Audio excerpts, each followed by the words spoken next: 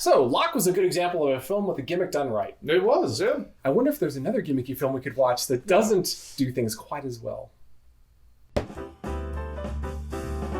So, One Cut of the Dead. One Cut of the Dead. It's a Japanese film that was made a couple of years ago, but it's getting American release in theaters now. Yeah, spoilers for the entire thing. So the first 37 minutes of this film, 37 minutes, is basically the film that you are expecting to see, because I was doing research on the film, and it just says that there are these filmmakers that are making a zombie movie only to find out that real zombies are attacking them, and that's it. That's all you know. Right. You actually are watching the film, and then you said, wait, this is... What? Japan? Do they just have films that are 37 minutes? What's going on? And then cuts, and then it goes into them actually making the film. So the entire gimmick of it is that it's actually not really zombies that are attacking them. It's just this thing about this director who was given this job to direct a live video that is just one single shot, doesn't cut, and it's him trying to put it together and trying to make it work out, but shenanigans ensues. But it's interesting because I think the premise is good.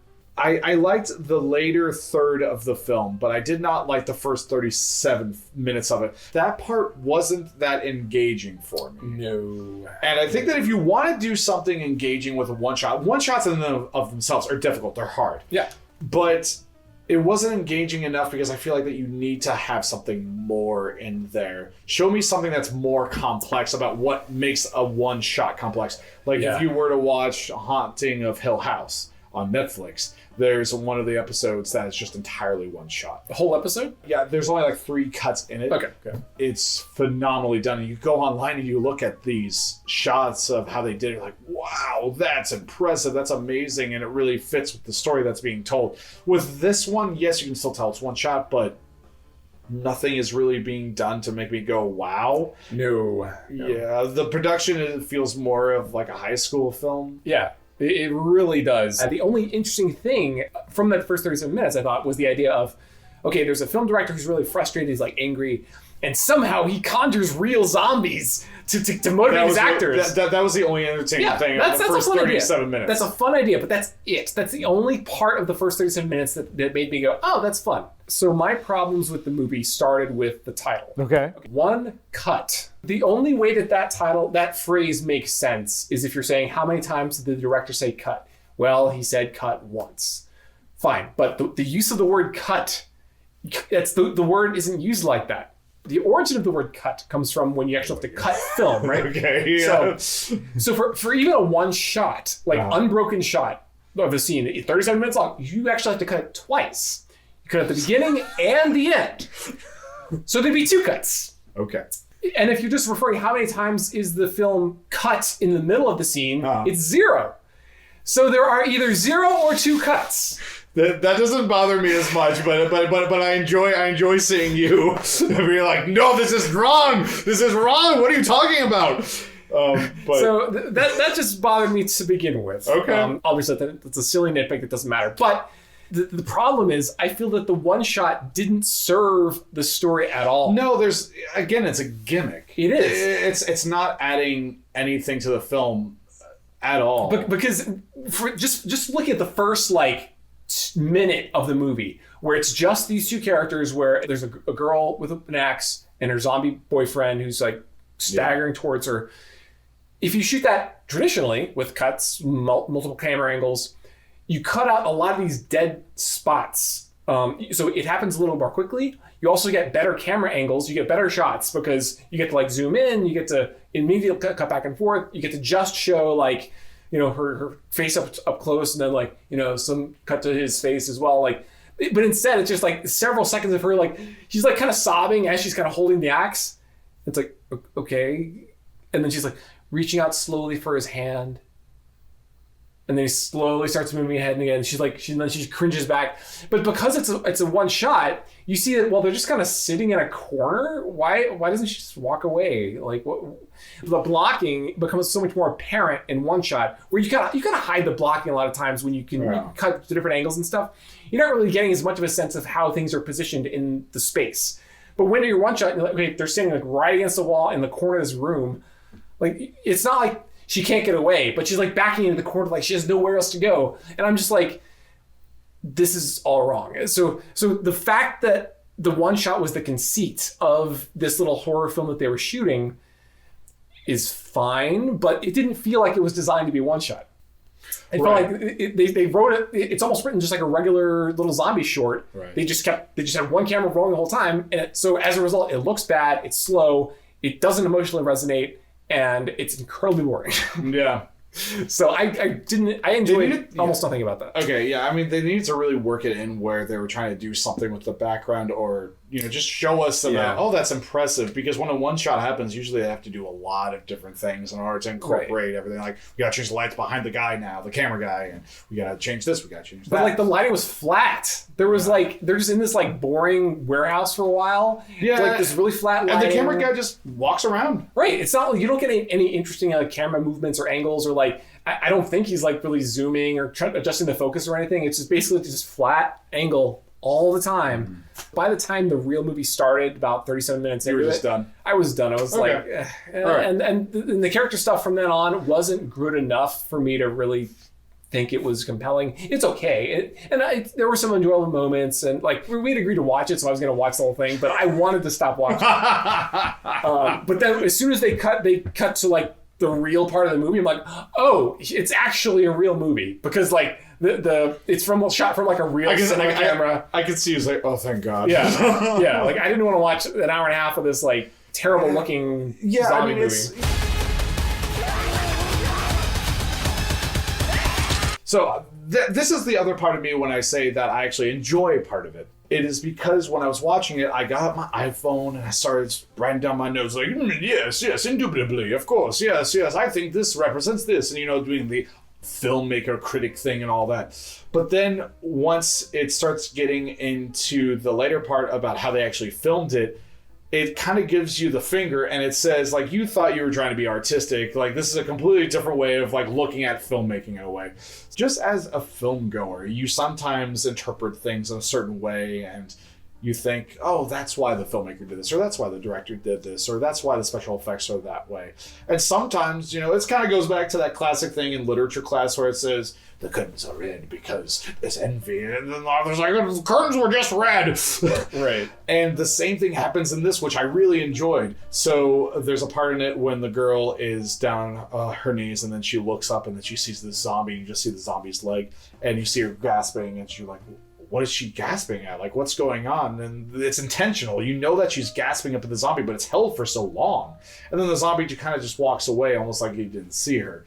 And then later on, in the later third of the film, you find out that he was just holding up a sign that said, go do this. Oh, yeah, yeah. And so it second guesses yourself as a film critic or a film goer, because you're thinking, oh, was this intentional? Like, because it's so odd and bizarre and weird in certain parts where you start second guessing your own critique. But then once you see the later part of the film, you start saying, oh, okay. There are a couple moments that I noticed like that. Like one of the zombies in the beginning, he's drunk. As you find out later, and he like spits up on an actor, and they just have to like run with it, basically. Yeah. And that's one of the things that also caught me off guard. I was like, why is he spitting? That's really odd. Yeah. So, I mean, there were some moments like that were fun enough near the end of the movie, when we're seeing the behind the scenes creation and the difficulty they're having actually executing this. Right, because the later part of the film, you start finding out that everything is just going wrong. Right. And he has to try to mend it. And I found that much more engaging than the first 37 minutes. Yeah. I do appreciate that it structurally is different. Like, you don't expect this like big chunk, even a 15-minute chunk of like a single movie like that. Like I enjoyed that part. That's different. It's different. You only have a short amount of time to engage with your audience. And in order to do that in this kind of film, a zombie film, you really have to ump that ante. Yeah. Whereas in a car with Tom Hardy, you already have Tom Hardy, you have good visuals, things like that. But with a zombie film, you have to up it. So you have to put like better zombie bites in there. You have to have maybe an explosion. The effects need to be good. Yeah, the effects need to be look good. so cheap and especially have that contrast with like fake zombies versus real zombies. Yeah, they look the same. Yeah, they did look the same. I think that's really it. I feel like that if the 37 minutes were done better, like the actual film, I feel like that would have been so much better. Sure. If you were actually on the edge of your seat for that first chunk, I think it could have worked. Yeah, it really could have. And I like the later part of it, actually seeing behind the scenes and such, and with it was more fun. Yeah, it was a lot more fun in the director, and I like how the thing that they had to overcome at the very end was that they accidentally broke their jib arm, and they needed to get people to be a tripod, a giant pyramid. Yeah, and like that's the thing that they have to overcome at the end of the film. Yeah, and I like that. I don't think it's amazing. I still enjoyed it. I thought it was an interesting experience, especially just to see something like so different. But it's interesting to show how a gimmick can be done well versus how it can't be done well. So Locke, that gimmick was you're in a car and such, and you can still make the gimmick work, but it can't be the crux of the film. You still need a compelling story. Right. Which this didn't have. Right. It had the kind of a cute, here's a behind the scenes look how these filmmakers took, very little to work with and did this impressive feat. Right. In like a one shot that's, 37 minutes long. Like any one shot that's that long, that's pretty tough, no matter what you're doing, pretty much. But there's a reason that, generally speaking, you don't do a one shot that's 37 minutes long. Like, it's hard to make it that engaging and that impressive. That's what usually like a one shot movie, like if you have a 30-second or like a 1 minute one shot, that's impressive. Yeah. That's already a lot, especially if you go like 2, 3, 4, like some like music videos, right, like 4 minutes. Like, whoa, that's that's pretty impressive. Yeah. And also just to say that the very beginning of it, you are spending so much time with characters that are non-existent that you don't have enough time to actually be with characters that are real in this universe. I think that just needed to be tighter. Because I really enjoyed just seeing how everything went to chaos in the last third of the film. Sure.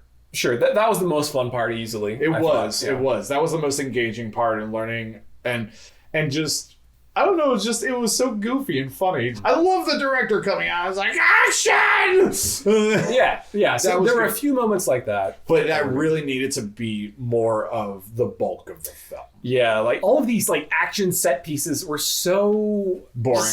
Yes, it's like they were all shot like a parody would be shot, like Scary Movie or something, where it's like, oh no, I can't escape. Oh no, I can't get up. Oh no, the slow guy is walking towards me and I'm gonna die. Oh, he's still walking towards me. I wish I would get up and run away. Oh, I'll kick at him a little bit. Oh no, he's so like, it's like you're not behaving like a real person. And if you have like cinematic camera angles, you can make that work because it's like dramatic and it's like stark lighting, and you're cutting a little more quickly between like, oh no, I fell down. Oh no, he's still coming towards me. Like you cover up, you like mask some of the time differential between like, oh, I fell down. Oh, so like the mechanics of a scene like that just work better when you cut. When you don't cut, it looks stupid. Yeah. And there were several parts like that. Yeah, but you can still make like 15 minutes work, I would still say, as a one cut. If it was more finely honed. Yes, exactly. Yes. Exactly. Instead of we're just going to bring our cameras on and you just do whatever. Yeah. But it shouldn't be getting the praise that it does. That's what really surprised me when I looked up the reviews after I saw it. And that's why I thought it would be fun to watch, because it's, oh, look at all these good reviews. Yeah, they're like, one of the most original horror films of this century. I'm like, what? Yeah. If anything, the structure of it. The structure of it is something different that I love. It's different. But it's not enough. It's not enough. It's different, but like... It's kind of like saying like if Locke was, okay, it's different, but it's boring. Right. If it was. So I think this is an interesting thing to talk about. What makes different good? Like, being different isn't necessarily a good thing. There's a reason why peanut butter and a ham sandwich don't go together.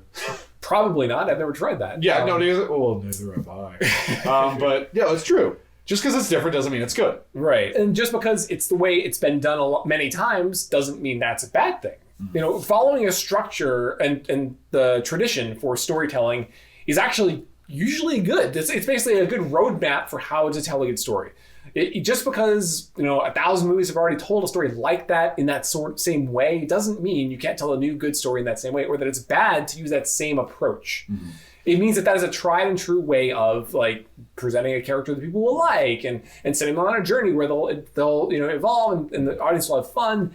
It didn't need to be different, but to counteract that, I still don't mind that people are trying something different.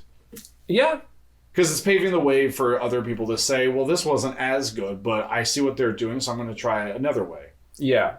I'm all for different things. Yeah, like even if it's a misstep in the way it's executed, I still do appreciate that. Yeah, exactly. And it's just kind of fun just to try out different things and see what it's like and what it can hold and what path it can start. Because there could be a filmmaker down the road that says, "Well, this wasn't good, but I know how to make it better." But I would say that if you are into filmmaking, I would say go see it.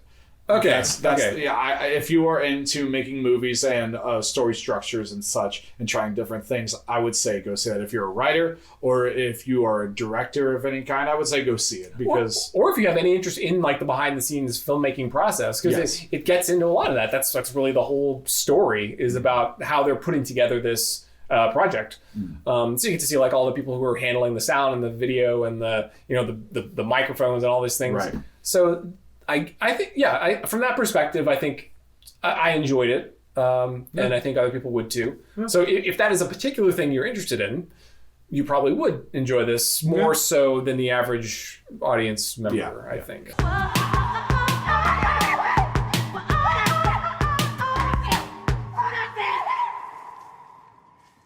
No.